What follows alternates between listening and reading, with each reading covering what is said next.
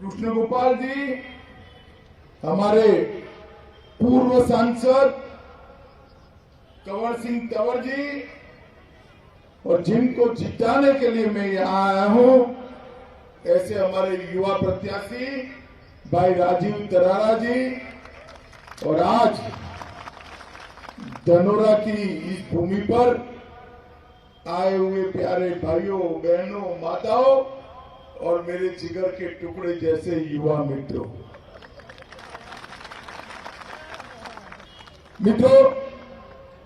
यह ऐतिहासिक भूमि है। यहाँ पत्थर कुटी में भगवान शिव स्वयं विराजमान है।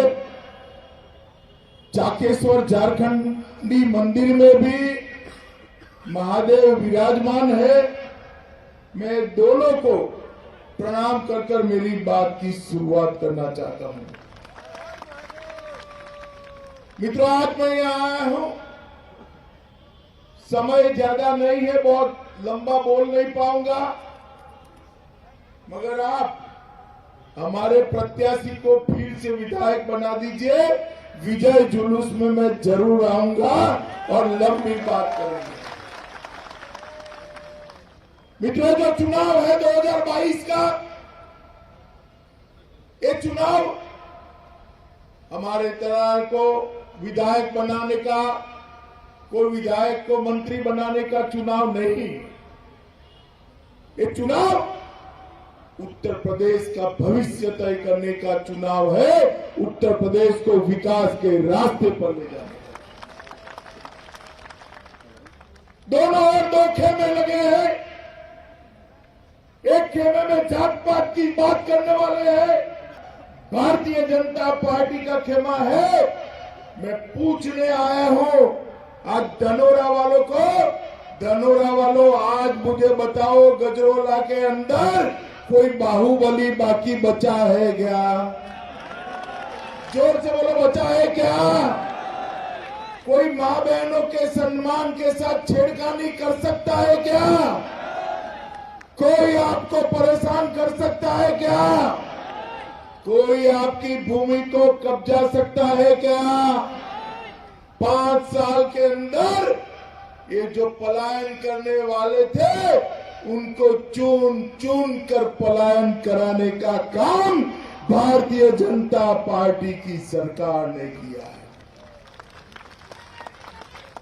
आज पूरे उत्तर प्रदेश के अंदर माफिया दिखाई पड़ता है तो तीनों जगह पे दिखाई पड़ता है। एक जेल में दिखाई पड़ता है, दूसरा उत्तर प्रदेश के बाहर दिखाई पड़ता है, और तीसरा समाजवादी पार्टी की विधायक के प्रत्याशी की सूची में दिखाई पड़ता है। और कोई जगह पे माफिया नहीं है। मैं जो पूछता हूं इसका जवाब दीजिएगा भाइयों बहनों। आज मुझे बताओ, ये आजम खान कहां है? अरे जोर से बोलो, सुनाई नहीं पड़ता। कहां है? अतीक अहमद कहां है? मुख्तार अंसारी कहां है? अगर भारतीय जनता पार्टी की सरकार न होती तो ये जेल में होते क्या? होते क्या? होते क्या? अगर आपने गलती कर दी, होने की संभावना ही नहीं है, मगर कर दी तो बाहर आएंगे या नहीं आएंगे? लाना चाहते हो क्या? नहीं लाना चाहते हो तो फिर से योगी आदित्यनाथ के नेतृत्व में कमल फूल की सरकार बनानी पड़ेगी। मित्रों, कमल फूल की सरकार। मैं अभी यहां आ रहा था, कंवर सिंह जी मेरे साथ गाड़ी में बैठे थे। मैं रोड देखकर चकित हो गया। मैंने कंवर सिंह जी को पूछा, कंवर सिंह जी, ये तो रोड बड़े चकाचक हो गए। तुमने कहा 5 साल पहले गड्ढे थे और कीचड़ लगता था। आज भारतीय जनता पार्टी की सरकार ने पूरे उत्तर प्रदेश में रोड बना दिए हैं। मित्रों, रोड बना दिए। ये गंगा एक्सप्रेस वे काशी तक जाता है। मोदी जी ने बाबा विश्वनाथ का दरबार फिर से सजाया है, कॉरिडोर बनाया है। गंगा एक्सप्रेसवे 23 में खत्म हो जाएगा। वहां जाकर मां गंगा का शुद्ध जल लेकर आप बाबा विश्वनाथ पर अभिषेक कर सको, ऐसा एक गंगा एक्सप्रेसवे बनाने की भी शुरुआत। मित्रों, सपा बसपा बसपा सपा, ये बुआ भतीजा की सरकार में उत्तर प्रदेश पूरे देश के अंदर पिछड़ा राज्य बन गया। इतने बड़े सूबे की सरकार और उसकी अर्थव्यवस्था देश के 7वें नंबर पर थी। कौन से नंबर पर थी? जोर से बोलो, कौन से नंबर पर?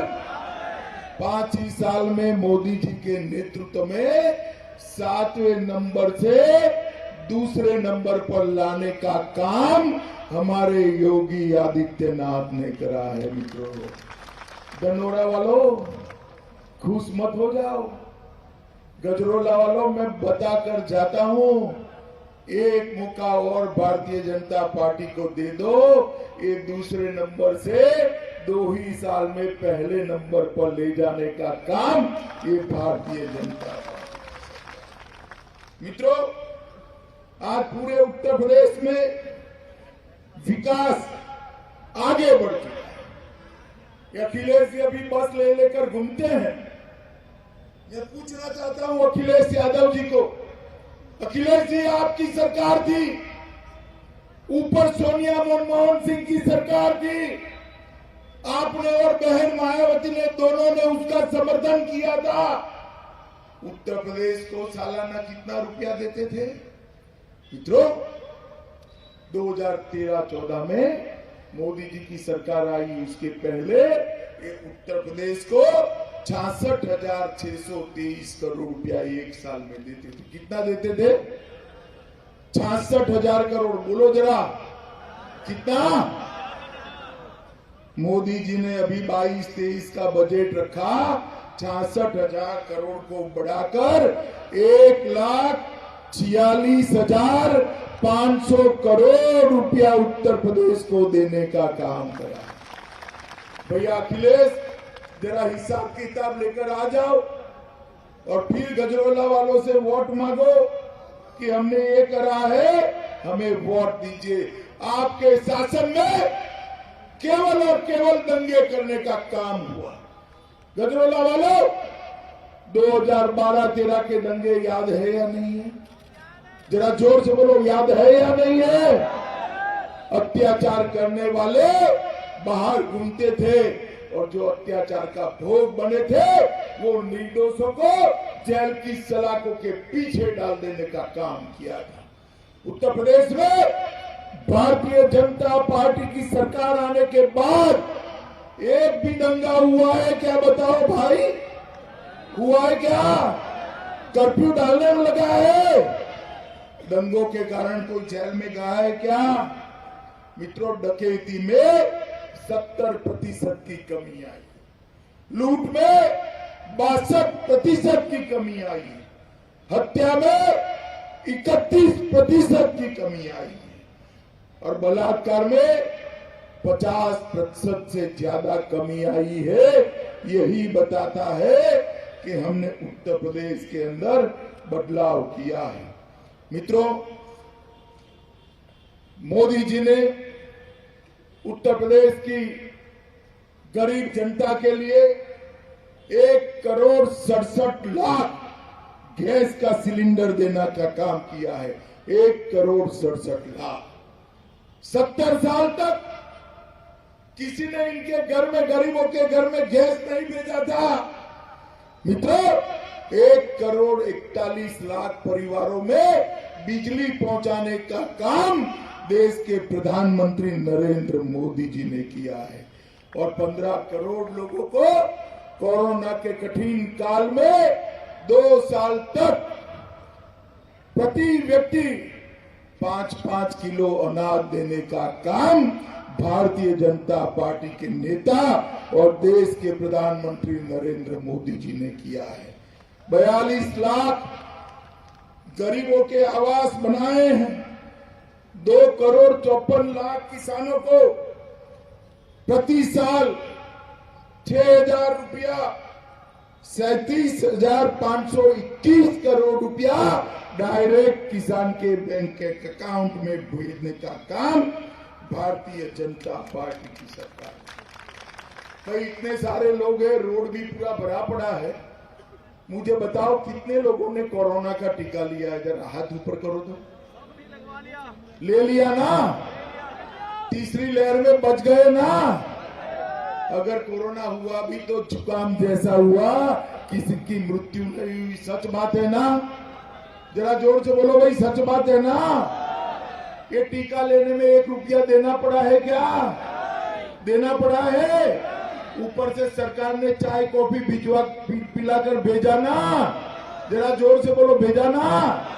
ये अखिलेश कहते थे ये तो मोदी टीका है, मैं नहीं लगाऊंगा, आप भी मत लगाइए। मित्रों, 1 महीने तक तो बोलते रहे, बाद में डर के मारे दुमक कर टीका लगा दिया उन्होंने। मगर मुझे बताओ भाइयों बहनों माताओं, अगर हम उत्तर प्रदेश वाले उनकी बातों में आते तो तीसरी लहर में हमारी जान बचती क्या? इस प्रकार के नेता जो राजनीति करने के लिए जनता की जान को जोखिम में डालते हैं, उनको उत्तर प्रदेश का मुख्यमंत्री बनने का कोई अधिकार नहीं है मित्रों, कोई अधिकार। मोदी जी ने 1,30,00,000 की जनता, 130 करोड़ की जनता को दोनों टीके फ्री ऑफ कॉस्ट मुफ्त लगाने का काम किया है और एक सुरक्षा का सुदर्शन चक्र समग्र देश की जनता के इर्द गिर्द खड़ा करने का काम देश के प्रधानमंत्री नरेंद्र मोदी जी ने किया। भाइयों बहनों मुझे बताओ, एक कश्मीर के लिए जो धारा 370 थी, जो उसको भारत के साथ जोड़ते हुए रोकती थी, वो हटानी चाहिए या नहीं हटानी चाहिए? जोर से बोले, हटानी चाहिए या नहीं हटानी चाहिए? मित्रों, आपने दूसरी बार मोदी जी को प्रधानमंत्री बनाया। 5 अगस्त 2019 को मोदी जी ने धारा 370 को देश की संसद में उखाड़ कर फेंक दिया मित्रों, उखाड़ कर फेंक। और अखिलेश बाबू क्या भाषण करते थे? खून की नदियां बह जाएगी। मेरे सामने खड़े होकर लोकसभा में भाषण करते थे। अखिलेश बाबू, आप क्षेत्र को भी ढेर सारा फायदा पहुंचा है। मित्रों, प्रसिद्ध तिगरी मेले को सरकारी घोषित कर उसको सम्मान देने का काम हमारी सरकार ने किया।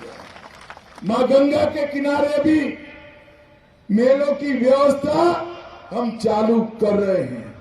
1.5-2 दशक से बंद पड़ी डींगरा बिजली घर को चालू कराने का काम भारतीय जनता पार्टी की सरकार ने किया। 70 करोड़ से नए बिजली घर का निर्माण भी कराने का काम भारतीय जनता पार्टी की सरकार ने किया। ये नौगांव सदात के गजस्थल में राजकीय ITI का निर्माण भारतीय जनता पार्टी ने करा है।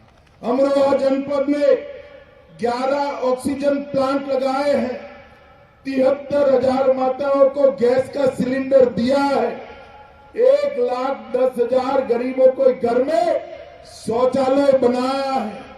अमरोहा जनपद में 1,32,000 लोगों के घर में बिजली पहुंचाने का काम किया है।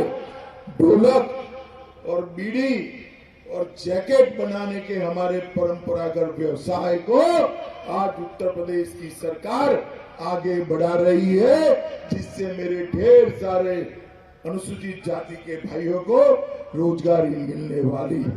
लगभग 14,000 मकान बनाए हैं और 66,000 लाभार्थियों को घर में बिजली पहुंचाने का काम किया है। माताओं, भाइयों, बहनों, मैं इतना ही कहने आया हूं। मोदी जी ने इस देश को सुरक्षित किया है।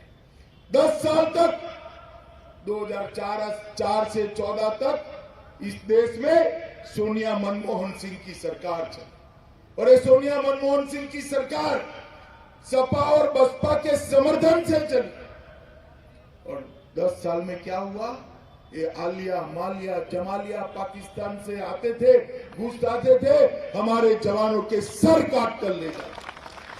और मित्रों, देश के प्रधानमंत्री के माथे पर जू नहीं रहती थी, उफ नहीं कर सकते, हिम्मत नहीं थी, क्योंकि वोट बैंक से डरते थे, उनकी वोट बैंक से। हम नहीं डरते जी।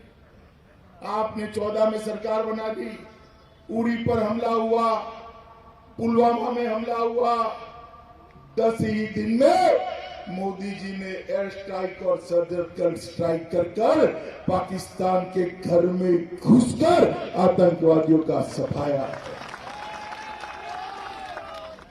मोदी जी ने पूरे देश में, पूरी दुनिया में एक संदेश भेजा है, भारत की सीमाओं की ओर कोई आंख उठाकर देख नहीं सकता। भारत के जवानों की जान के साथ कोई खिलवाड़ नहीं कर सकता। अगर किसी ने हिमाकत करी तो उसको दंड दिया जाएगा और वो अपनी जान से चला जाएगा। ये संदेश देश के प्रधानमंत्री नरेंद्र मोदी जी के लिए। मित्रों, आज मैं भाई करारा को जिताने की अपील करने के लिए आया हूं। इसको जिताते ही आप योगी आदित्यनाथ को भी हाथ मजबूत करेंगे और नरेंद्र मोदी जी के भी हाथ मजबूत करेंगे। मुझे बताओ, कमल के निशान पर बटन दबाओगे क्या? जोर से बोलो, दबाओगे? करारा को जिताओगे? यहां से एक कमल का फूल लखनऊ विधानसभा में भेजोगे? मोदी जी के हाथ मजबूत करोगे? योगी जी के हाथ मजबूत करोगे? नमस्कार, मैं हूं मानक गुप्ता। अगर आपको हमारा ये वीडियो पसंद आया हो तो इसे लाइक और शेयर जरूर करें और हां, हमें सब्सक्राइब और फॉलो करना ना भूलें ताकि आप देश और दुनिया की कोई खबर मिस ना करें। तो जुड़े रहिए हमारे साथ और देखते रहिए न्यूज़ 24।